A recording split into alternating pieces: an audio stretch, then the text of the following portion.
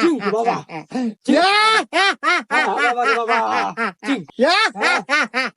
হইছে বাবা, আর পাট নিয়েন না, রুগী মেলাক্ষণ ধরে এসে বসে রয়েছে, তাড়াতাড়ি নামেন। বাবা দেখে শুনে নেবেন না। চিঙ্কু বাবা হাজির। বলো বাছা, তোমার কি সমস্যা? আমার তো অনেক বড় সমস্যা বাবা। আমি আপনার নামটা অনেক শুনেছি বাবা, আমার একটা সমাধান করে দেন। সব সমস্যা সমাধান করে চিঙ্কু বাবা। বল তোর কি সমস্যা? বাবা আমি তো 3 মাস হলো বিয়ে করছি বাবা, কিন্তু রাত হলে বউ আমাকে কাছে থাকতে দেয় না। গুরু, তাইলে আমি যাই। হুমুন্দি কয় কি? আমি কি মরে গেছি রে? তুই যাবি?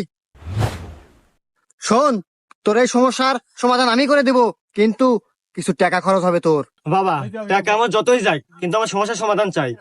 শোন তাইলে, আজকে বাড়িতে যাবি, 3টা পাটি ছাগল কিনবি।